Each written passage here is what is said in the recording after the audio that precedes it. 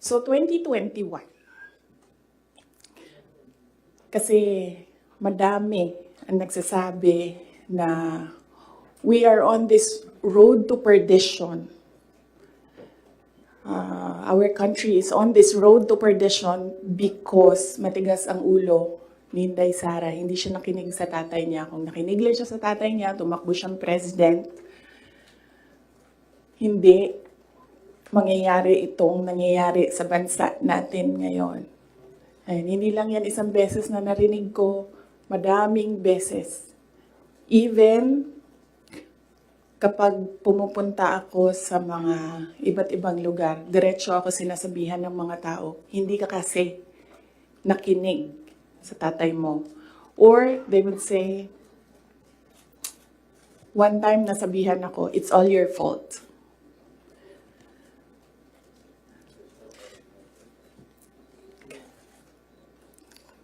Alam nyo, kasi I don't like talking about my life.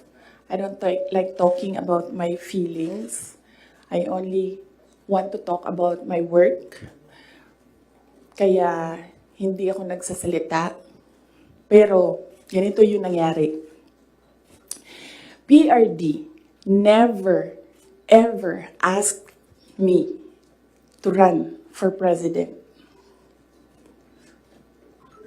Yan yung totoo. 7 times niya ako pinuntahan sa bahay ng nanay ko, sa bahay ng asawa ko.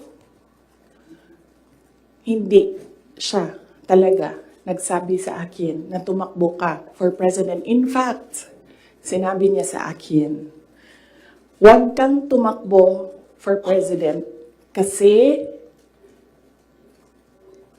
nanggaling ako dyan, mahirap siya na trabaho, anak kita, naaawa ako sa iyo to go through what I had to go through.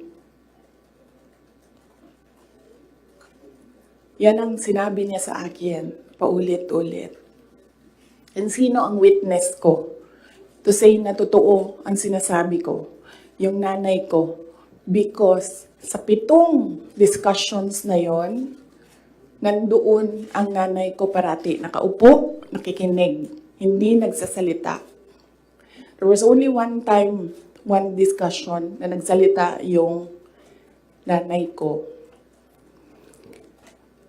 Nilagay ko yung nanay ko doon para makinig siya sa aming dalawa ni PRD. So, on the hindsight, maybe ginamitan ako ng reverse psychology ni PRD, hindi ko alam. Siya lang ang nakakaalam kung bakit paulit-ulit niya sinabi sa akin, huwag ka tumakbo for president. Kung magkakaroon kayo ng pagkakataon na tanungin niyo siya bakit. Another proof na hindi ako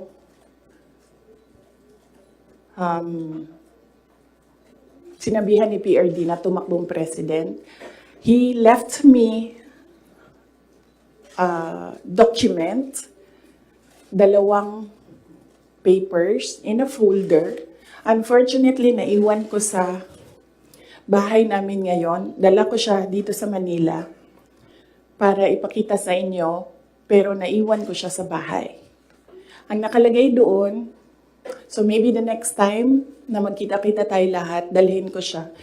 You can read, but you cannot take photos. Cannot take videos of the document. Nakalagay doon, in gist lang. Sa left side, nagsasabi siya doon, hindi si PRD. Hindi si PRD ang sumulat nun, ibang tao. Nagsasabi yung tao doon, Sara should not run for any position. Dapat si Bongo ang tumakbong VP.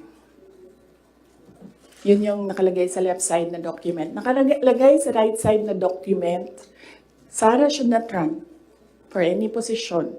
She should endorse Bongo Rudy Duterte for President and Vice President. So yun yung proof ko. Yun yung dala-dala ni PRD na document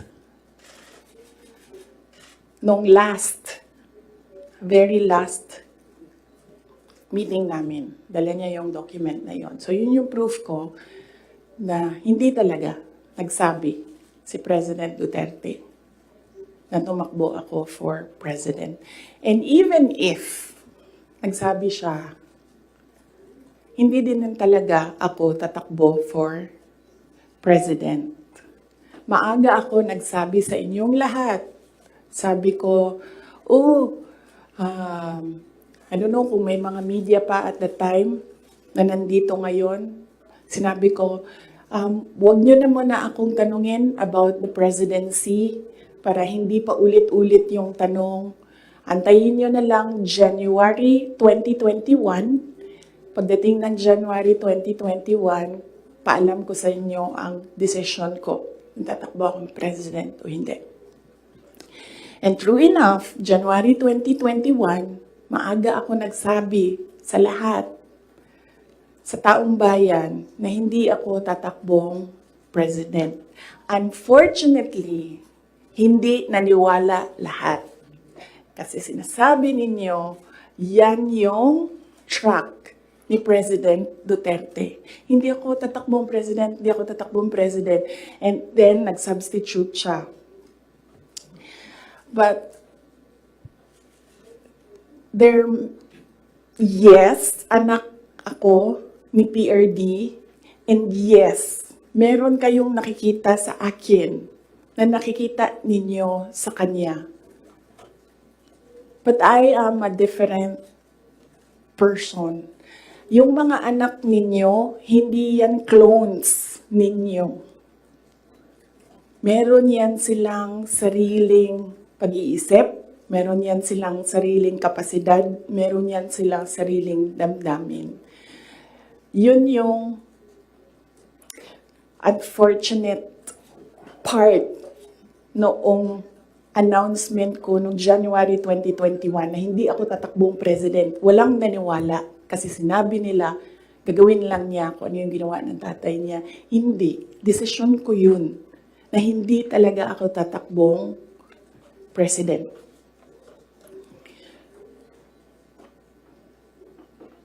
Because at that time, ang gusto ko at pangarap ng lahat siguro na mayors, maka 3 consecutive terms ka as mayor. Okay. So, klaro na yon. May questions doon?